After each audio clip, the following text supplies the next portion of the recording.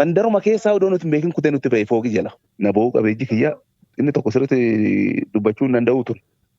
Inni kaadaa itti mimmi'eessuudhaa fi amma namni amma kutaa 11tti barate kun afaanuma ittiin hayyuu naan jira kanaan arrame wallaala naan jechaa jiru. Hiyyeessi kaleessa lafoo deebi'ee baratu summe warra keenya hin beekan siruma. As jenneet iddoo kana sirriitti jira.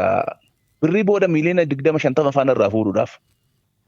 Ashamaa akkam jirtu BBC Afaan Oromoo caqasaati jirtu ani ammayyuu taanaadha. Keessumaan keenya irraa atileet Fayyisaa Lallisaati. Atileetiin kun yeroo mormii uummata Oromoo harkasaa qaxxaamursuun mormii uummataa addunyaan ga'eera. Egaa biyyatti deebi'ees bulchiinsa ministeera muummee Abiy Ahmad deeggaruun beekama. Ammoo hidhattoota keessumaa naannoo Oromiyaa keessatti mootummaa lolaa jiran cimseeti qeeqa. Wanni isa mudatees akka jiru BBCtti himeera. Dhihoo immoo balaa konkolaataa isa mudateen lubbuun ooluu isaa addatti turtii BBC waliin taasiseen himeera. Maaltu isa mudate? Akkasumas immoo dhimmoota siyaasaa fi wantoota inni miidiyaa hawaasummaa irratti barreessu irratti gaaffiif deebii dheeraa waliin taasifneerra. Duraan dursaa keessumaa keenya ta'uusaaf isa galateeffannaa. Mee Fayyisaa maaltu isa mudate waa'ee balaa konkolaataa kanarraa eegallu? Gaafuma qidaamee galgala cidha wayii ture. Cidha sana nutis xiqqoo achi turreetti bakka cidhaa sana yeroo galuudha deemnu galgala daandii nuti deemaa jirurraa sa'a 6tti ilaali makiinaan tokkoyyuu magaalaa keessa hin jiru daandiidhuma duwwaarra oofa turre. Kanuma keessatti tokko mandara keessaa ispiiduma cimaadhaan nuti deemnu sanaan qixxuma sanaan bahee nuti seene. Amma makiina sana amma dandeenye qabuuf yaallee turre garuu konkolaataan keenya xiqqoo ulfaatina qaba waan ta'eef mucucaatee dhaqee itti nu jalaa gale jechaadha. Iddoo nuti qabu waan isaan nu rukutaa ture iyyuu dursa sun amma tokko jara sun illee seef ta'uu kan danda'aniif yaalii nuti irraa goone ta'eeti jechaadha. Finfinnee bakka kami kun? Naannoo Jamoo Mikaal darbuudhaaf hojii jirti. Jaa gaafa naan jettu halkan mitiire sa'aatiin jaa? Naannoodhuma sana naannoo jaa kanan ta'a sa'aatillee qabatamaan sirriitti ilaaluu hin baadhe sa'a 5 ol gara 6tti hin jiru jechaadha. Tarii balaa kanaa miidhaan dhaqqabee jiraa? Anis xiqqoo amma tokkotti tuqame anis yaalamaan jira jarri miidhaman obbolaa lamaani. Isaan amma haala gaarii irratti argamu xiqqoo isa tokkotu miidhamuu barbaade innis haala gaarii irra jira amma. Warra makiinaa diimaa keessa warra jiran immoo warra kam isaan? Warra konkolaataa diimaa san keessa jiran jechaadha. Inni mandara keessa ol ba'e galee nuti amma laal daandiidhuma guddaa qabannee deemaa jirra. Daanduma keessa nuti daandii keessa hin baane daanduma san keessa jirra. Fuuldura keenya konkolaataan hin jiru. Kuni namni safara keessa akkasii ta'uufii nutti baay'innes yaada akkasii namumti kamuu rukuta numiti. Humti barbaadee konkolaataan guyyaa sana ilaali. Mandaruma keessaa odoo nuti hin beekin kutee nutti ba'e fooqi jala. Maakiroo sakandii 2-3 odoo nuti turuu baanne isatu nu rukutaa jechuudha. Odoo nu rukutanii jiraatanii akkasitti sorumaa hafuu hin danda'an. Konkolaataan isaanii konkolaataa durii waan ta'eef sibiila baay'ee kutanii ba'uu danda'u walatti mastaawutii isaa keessan jechaadha. Kanaaf amma jarri. Isaanii amma kanaafuudhaaf yaalii nuti goon irraa ka'eeti. Hagam miidhamteeti? Ani xiqqoo ishii yeroo sana waan itti hin fakkaanne eegan tutturee xiqqoo ijas na ba'uu qabeejji kiyya. Achiin immoo uummataan karaa gimmaashina dhukkuu qabnaanan mana yaala deemechaadha. Situ oofaa ture moo nama biraatu oofaa ture? Obboleessa kiyyatu oofaa ture. Akkasii. Obboleessi kee homaan taane? Homaan taane. Tole warri sunoo amma mana yaalaa jiru jettee hagami miidhami isaanii? Amma mana yaalaa jiru haala gaarra jira dura qoshii sirriitti inni tokko sirriitti dubbachuu hin danda'u ture. Amma innis dubbateera fayyaan isaas haala gaarra jira bakka dhibbatti nama miidhamu miti. Tole miidiyaa hawaasummaa irratti wanta deemaa ture akka waan dubartiin tokko ajjeefamtee yookiin immoo bulaa lamaan akka ajjeefamanitti ture. Inni kaadaa itti mimmi'eessuudhaa fi ani haa miidhamuufi fayyisaan akka miidhamuufi argite. Ani akka miidhamuufi kanaan dura safaruma sanatti nama wayii ajjineen dhimma wayiin bakka sanaa qaba. Biiroo wayii lafoodhuma deemeen konkolaataa dhaabee biiroo wayii seeneen ganama sa'a 2tti namni konkolaataa oofu tokko zabraa irratti dubartoota baay'ee ajjin rukutee osoo daandii ceenu jirru. Amma namicha kana maali qabee seeratti kun maraata ta'uu danda'a seeratti dhiyaatu ta'ee ofuma kiyya guyyaa sana maallaan jiru ganama keessa sa'a 2tti. Ganama keessa sa'a 2tti machaa'in nama walloliinaan jiran akkuma kana laali nama akkana ni miidhamu warra barbaadantu akkana jedhee malee ani akkas hin turre jechaadha. Bolaa lamaan jechuun isaanii kun dubartii waggaa 16 fa'a. Amma isaan uumanii ubbatu. Waan akkasii barraa ture dhugaa. Inni tokko 40 inni tokko 50 olii namni rukutame kun. Garuu ga'eessota jechuudha. Umurum isaaniiyyuu jechaadha yaa. Argitee amma isaanii kireet godhanii haasa'uu danda'an jarri kun. Poolisiin dhufee ilaaleera moo akkam dhimmicha poolisiin qabateera? Tiraafikiin dhufee pilaanii kaasee jira. Erga inni pilaanii kaasee konkolaataa keenya achii fudhannee deemnee jechaadha nuti. Akka suuraa irratti agarreetti konkolaataan lammanuu akka malee miidhame. Tarii lubbuun darbuu danda'a ture jechuudha. Miti miidhama kana gaafa laalu. Konkolaatichi amma konkolaataan suni keenya fuulduruma bodiinuma isaa kana malee bodii isaa akka ka'e malee miidhaa baay'een qabu jalaan meeshaan isaa kan baay'ee miidhame miti. Fuulduruma isaa santu baname bodiin sun qorqoorroodha miti yaada.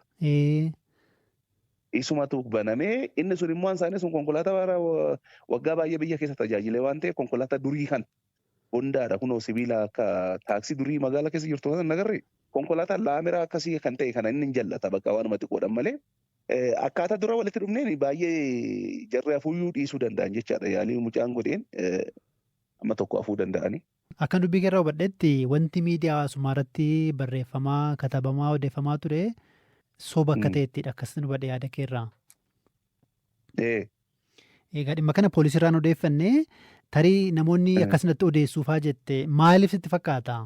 Jechuun kun uumama haalli jiru beektaa miti ree waanuma siyaasa kanaa wal qabatee yookaan immoo biltsiginnaa kana isaantu konkolaataa kennaa fi isaantu gaazii bitaa fi yoo nama miidhaumaan ta'uu anis immoo fakkeenyaaf biyya kanaan akka namoota biraatti hin komadhu warra biltsiginnaa keessa jiran kana. Akkaataa ilaalchi namni biraa qabuuf ani ilaalcha gaarii hin qabuuf ilaalcha badaa hin qabuuf balaa kana ta'eef isaatti dhiyaatanii waan yaadaniif warra paartii sanas paartii biltsiginnaa sanas maqaa balleessuudhaaf yaaliidhaaf waan akkana godhanii natti fakkaata beektaa.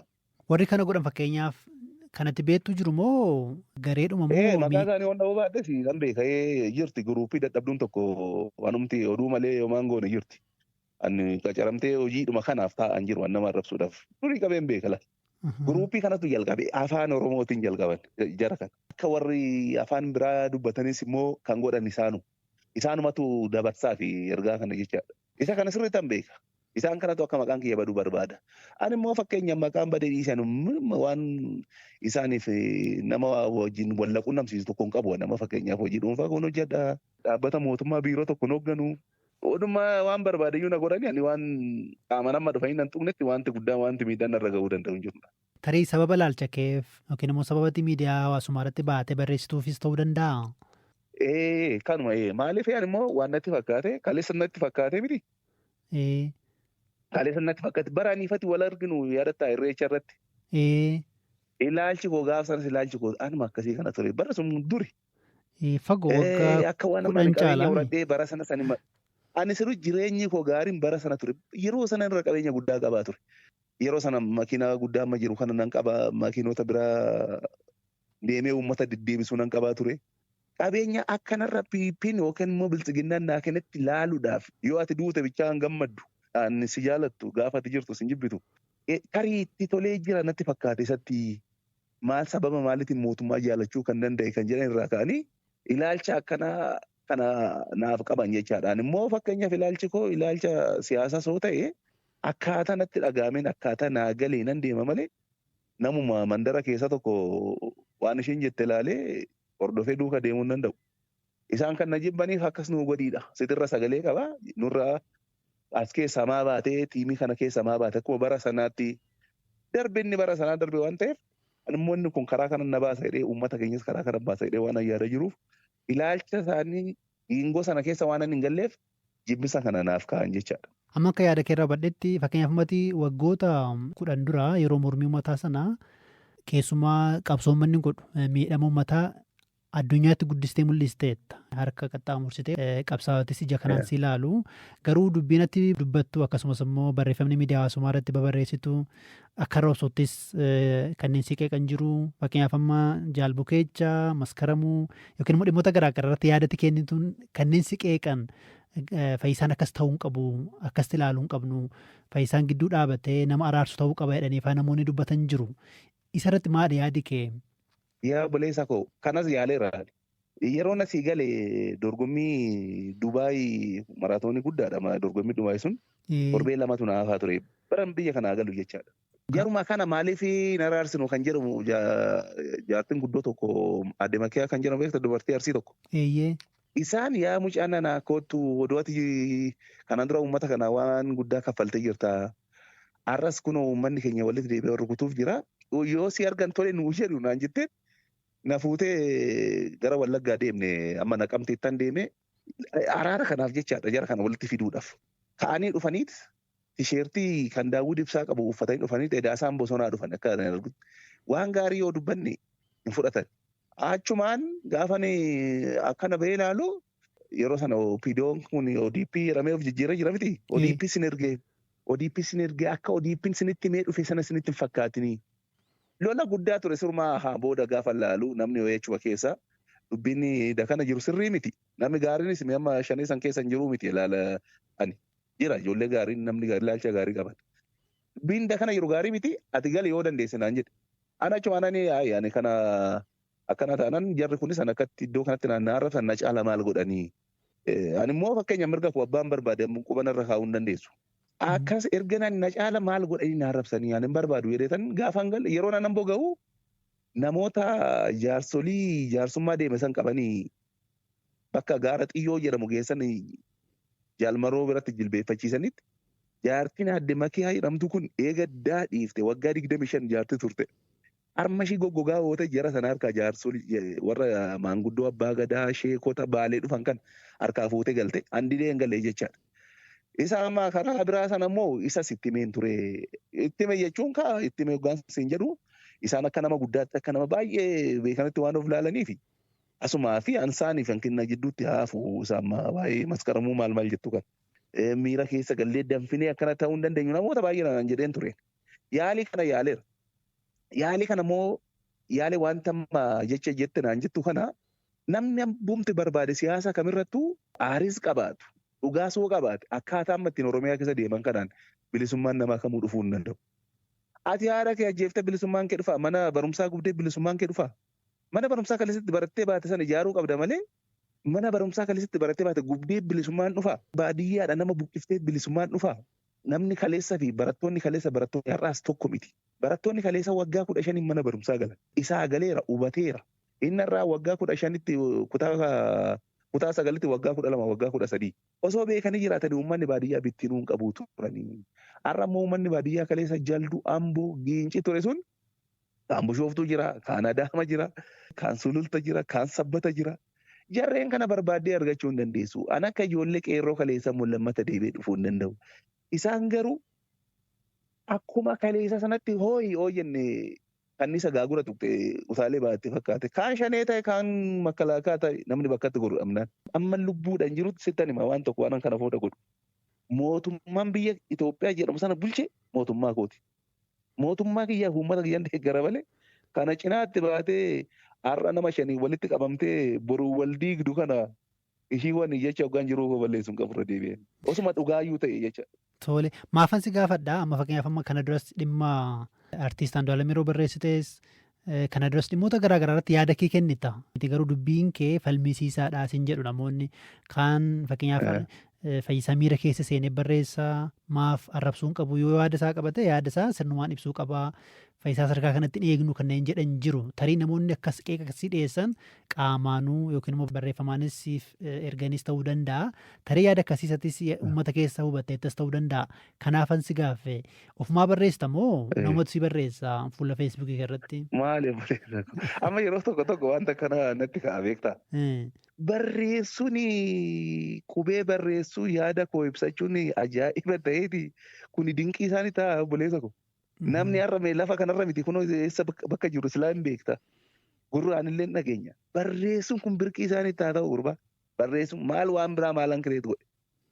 Waan biraa wanti nan uume hin jiru. Barreessumti nani barreessu kun akkamitti ajaa'iba isaaniitti ta'e. Garuu yaada kee yoo xiqqaate ani kunoo dhuguma akka namaa san digirii fi maalii sana fudhanne malee kutaa 10 maatarikii fudhee gara kutaa 11 darbee dhaabe.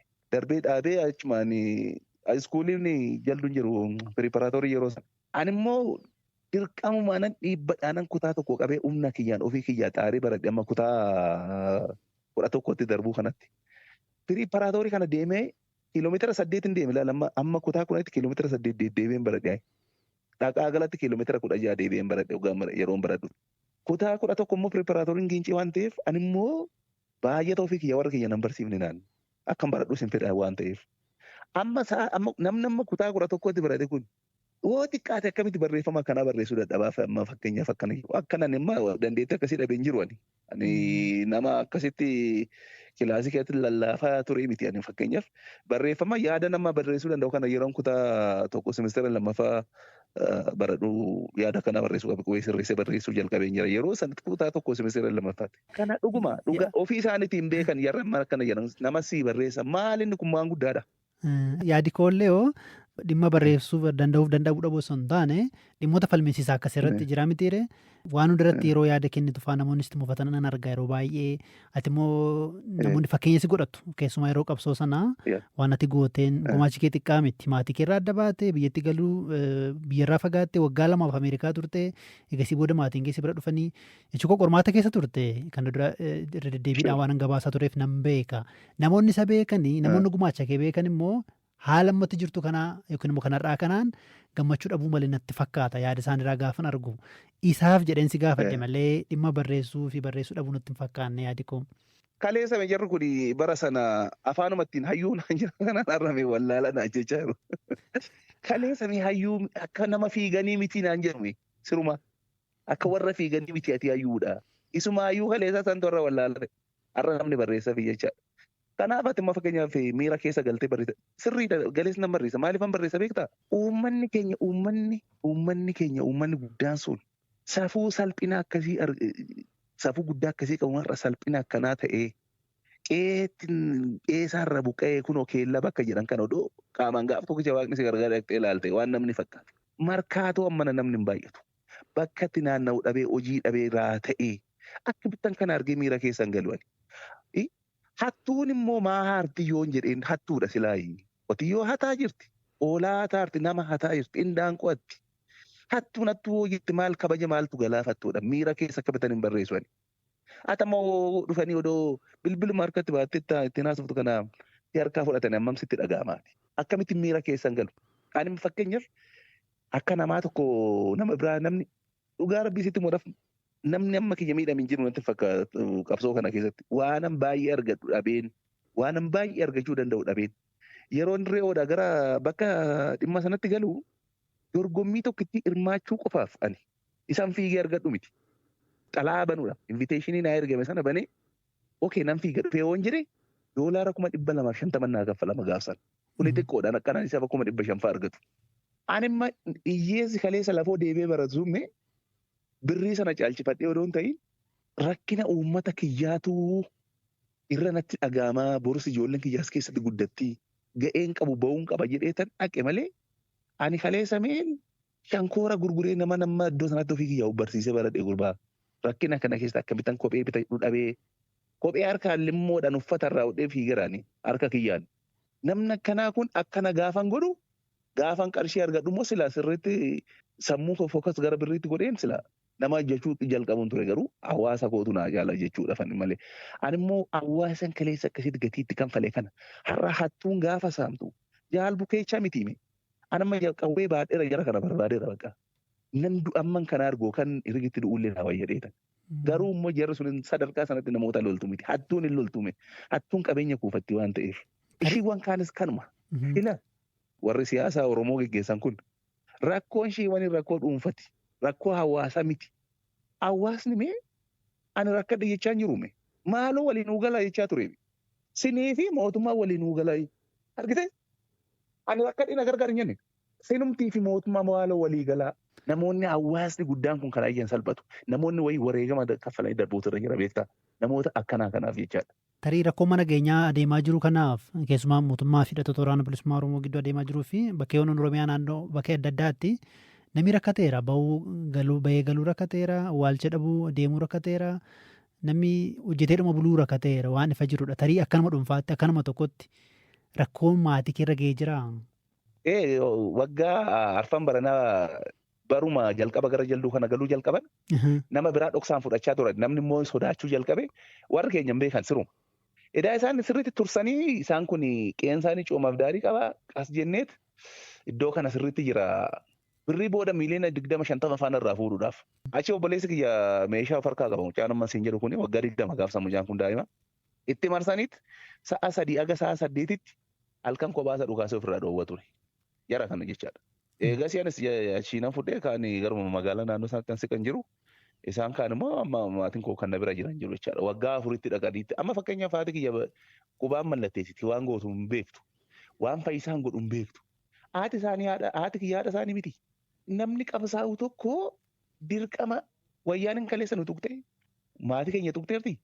Anamma odoon addunyaa kanarratti miidiyaa ammas ga'u irratti maqaa isaanii guyyaan balleessaa oolu haati kiyyas obboleessi kiyyas obbolaan dubartoota kiyyas hundi isaanii bakkuma jiran jiraachaa turan kan baratan barachaa tajaajila tokko namni gaafsan.